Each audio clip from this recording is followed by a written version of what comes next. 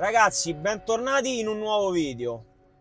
Oggi mi trovo qui con il mio amico Roberto. Ciao Roberto. Ciao ragazzi. Ci ritroviamo insieme dopo il video che avevamo fatto per festeggiare il primo anno di Model 3 Highland. Innanzitutto auguri. Grazie. Allora, abbiamo fatto anche una torta celebrativa. Vedete, il villaggio di Natale addirittura vi abbiamo portato. Comunque niente, oggi andremo un po' a sviscerare con qualche domanda e andremo un po' anche a scoprire in dettaglio i costi di gestione, che poi sono quelli che vi piacciono di più. Io vi vedo con quelle mani che andate a skippare subito dove c'è la tabella con i costi che metteremo alla fine, ovviamente. allora Andrea, passato un anno, io la prima domanda che ti farei è: differenze? Tu scendevi comunque da un'auto premium, ricordiamo, scendevi da una classe A 200D, quindi a livello qualitativo partiamo dagli interni di Tesla. Differenze tra Mercedes e Tesla? Allora, differenze non sono così abissali come pensavo inizialmente, o come comunque ci vogliono far credere, tipo sì, ma le tedesche, io faccio sempre questo discorso delle tedesche perché sembra che c'è Audi, diciamo il top del top del top, quando alla fine io ho avuto, già l'ho detto in altri video, con quella che era una macchina, ripeto, nuova di pacca, ho avuto dall'inizio problemi di scricchioli continui, cioè la macchina appena assemblata, e non sono mai, anche qua spezzo una lancia a favore dell'assistenza Tesla, la fantomatica super assistenza della Mercedes. Non sono mai riusciti a rimettermi a posto questi scricchioli. Io l'avevo portata da subito, appena ritirata, dopo tipo neanche una settimana. Mi hanno detto sì, abbiamo messo delle guarnizioni, delle cose, ma il problema non si è mai risolto. Qui devo dire che con tutto, che comunque ho anche smontata più volte tutto quanto, non ho mai avuto problemi di scricchiolie né niente. Poi comunque più o meno le plastiche, le cose, anche le macchine come la Mercedes e Audi, non è che dentro c'è il granito, quindi comunque secondo me non c'è tutta questa grande differenza che io per primo pensavo ci fosse. Quindi possiamo dire che quantomeno è paritaria. Sì. Era sicuramente migliore la parte dei sedili, senza ombra di dubbio. Il sedile che avevo lì Mercedes era un'altra storia. Qua sì, sicuramente è migliore la parte ventilata, che non avevo di là, avevo solo la parte riscaldata. E devo dire che l'estate io non ho mai utilizzato, non l'avevo mai provato la parte ventilata, e questa è davvero una bella chicca. Però sinceramente come comfort sì, diciamo che lì ancora siamo un passo avanti. Diciamo che io sono curioso adesso di vedere questa Model Y nuova, la cosiddetta Project Juniper, e secondo me non sarà un semplice refresh tipo questo con la Model 3 prima. Secondo me dentro cambieranno parecchie cose, almeno dai rumors che girano. Poi si sa che adesso inizieranno a uscire i leak vari, però io mi aspetto gli interni un grande upgrade, speriamo in bene. Anche perché ricordiamo che è l'auto più venduta al mondo. Sì, no, Pochi si ricordano. Ha schiantato tutti i record possibili e immaginabili. Altra domanda: com'è non pensare più devo andare dal benzinaio? Diciamo che allora, quando ti stai approcciando, io lo dico anche magari alle persone che stanno in questa situazione, quando ti stai approcciando al mondo dell'elettrico inizialmente, quando ancora non hai l'auto, ti fai 1000 pipponi mentali pensando a come farò adesso per calcolare il viaggio, le cose, ma anche proprio per l'uso quotidiano, nel senso che comunque stai lì, magari pensi adesso come farò per tutti i pipponi mentali, perché diciamo che tu giorno per giorno, poi basta davvero l'utilizzo di una settimana, 2, per entrare proprio in sintonia con l'auto, e capisci benissimo quando è ora di ricaricarla e quando non serve minimamente. Ovviamente, come ho detto 1000 volte, e lo dico anche in altri video, a oggi secondo me è indispensabile avere un box auto con una wall box personale, perché altrimenti è fattibile anche utilizzare le colonnine, perché anche nella città dove vivo o comunque dove andate ci sono, però devi stare a combattere è una giungla tra abbonamenti, tesserine, applicazioni, quella è una cosa ancora abbastanza imbarazzante qui in Italia, perché all'estero io ho avuto modo, non solo in America, ma di vedere anche in Germania, in Inghilterra, che sono appena tornato, sono tutte con il POS, tutte. Vai lì, sicuramente ci saranno degli abbonamenti o qualcosa, ma se tu vuoi andare a consumo, contactless e attacchi, 3 minuti. Anzi, come direbbe un noto influencer, 0 sbatti. Perché così deve essere, una cosa semplice, raga. Non puoi... Cioè, voi adesso immaginate un genitore o comunque si può mettere a combattere con l'applicazione, devi fare login, l'applicazione scala il saldo, cioè una cosa molto più touch and go e via, no? Una cosa easy. Sì, già comunque c'è, diciamo, tra virgolette, adesso se tu non la programmi è ancora si può dire senza problemi che è un disagio andare in giro e cercare la colonnina e ricaricare. In più, se ci metti anche quest'altra cosa delle ricariche con abbonamenti, cose da ricaricare, pacchetti, diventa una cosa antipatica.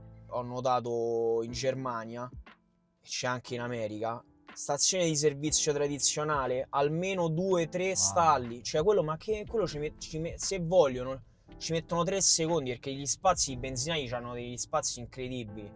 È solo che lì hanno capito che comunque chi ha una pompa di benzina ci può fare il doppio business. Qua sembra come se ci dobbiamo mettere per forza i bastoni tra le ruote, quindi vai, prego. Direi che è giunta l'ora di parlare di sostanza, cioè del succo, esatto, quello che tutti vogliono sapere, esatto, che anch'io sono curioso di sapere. Allora, parliamo di Tesla Model 3, un anno di utilizzo, vediamo 15.000 e passa chilometri all'attivo. Quanto hai speso? Allora adesso vi metto a schermo, ragazzi, lo stamp dell'applicazione Tesla, e così svela tutti i costi che ho e con le percentuali di dove ho ricaricato, e questa è una cosa bellissima. Quindi vedrete che principalmente al lavoro ho ricaricato, che è una cosa che è una cosa comodissima, anche perché comunque tutti noi diciamo che potremmo utilizzare questa cosa del lavoro per i tempi morti, perché comunque minimo 8 ore al giorno la macchina sta lì ferma parcheggiata, quindi io sono fortunatissimo di avere questa possibilità. Non so ancora per quanto, ma comunque fino a che c'è la sfruttiamo.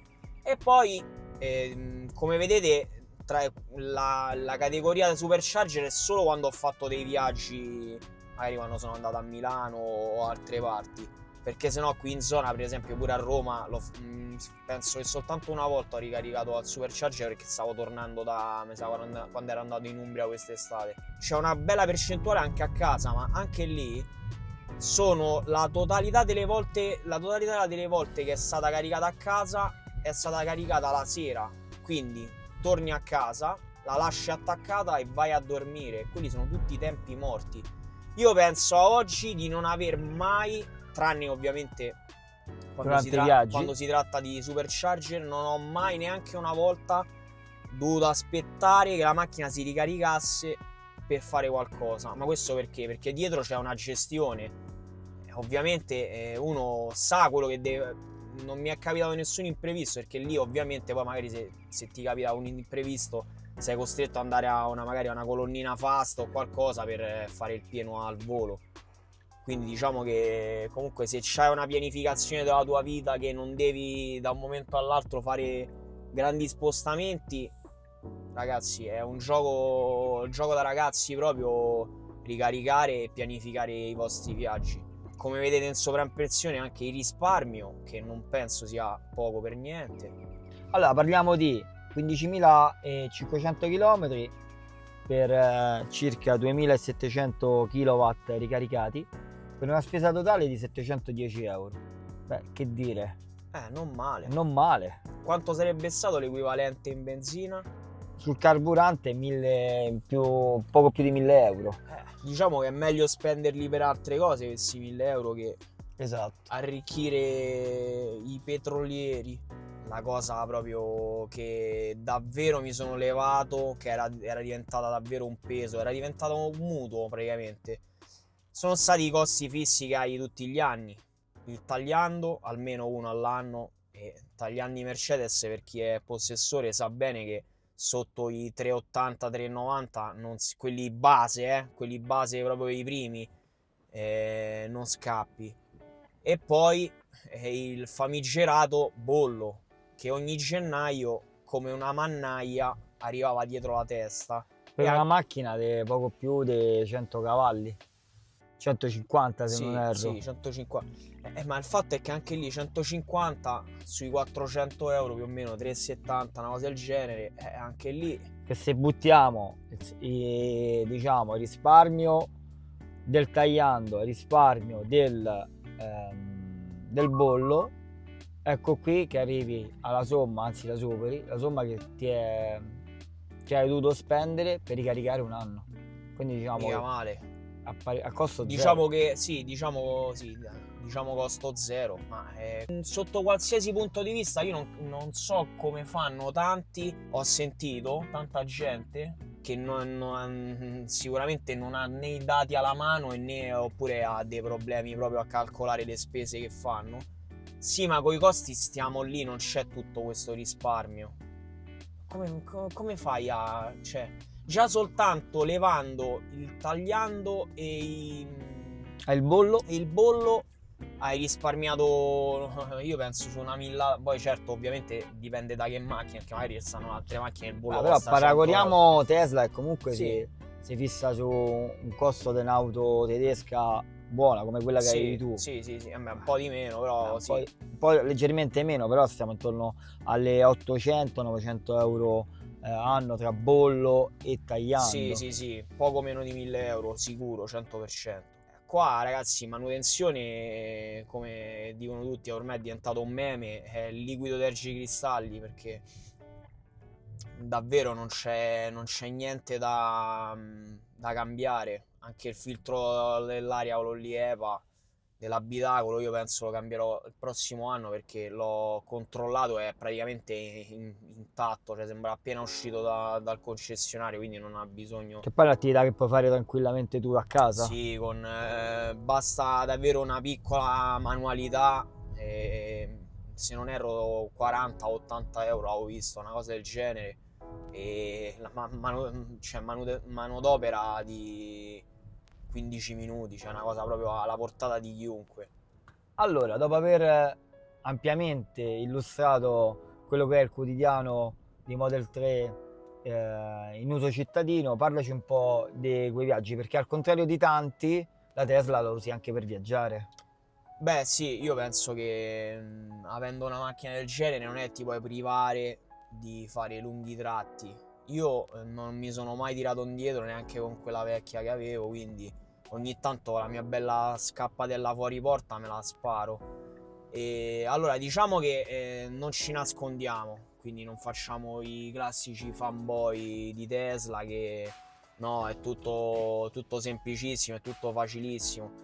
C'è bisogno sicuramente di una pianificazione maggiore. Questo non significa impossibile fare un viaggio lungo oppure avere chissà cosa, cazzo sto a dire, oppure avere chissà quale pianificazione. C'è l'applicazione che è semplicissima. Io non uso neanche applicazioni di terze parti che magari inizialmente avevo scaricato, ma ho visto che alla fine non servivano, perché già con quella là di Tesla, che adesso con l'aggiornamento che hanno implementato addirittura hanno messo la cosa che tutti chiedevano, di mettere la percentuale della batteria con cui tu vuoi arrivare a destinazione, quindi è una cosa in più anche quella, ma poi è fatta benissimo, perché comunque allora l'unica cosa è rispettare i limiti di velocità, perché tutti quanti quelli che sentite ma no, perché il coso sballa quando ti fa, ragazzi, sballa perché lui è programmato che tu magari in autostrada devi andare a 130, se ve la fate a 160,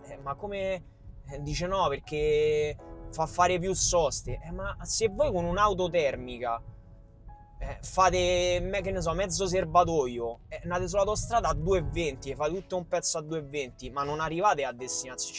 Cioè, questi sono proprio concetti base che non so, tanti forse non Beh, ovvio, bisogna rispettare quelli che sono i limiti. I limiti e gli standard con cui sono impostati.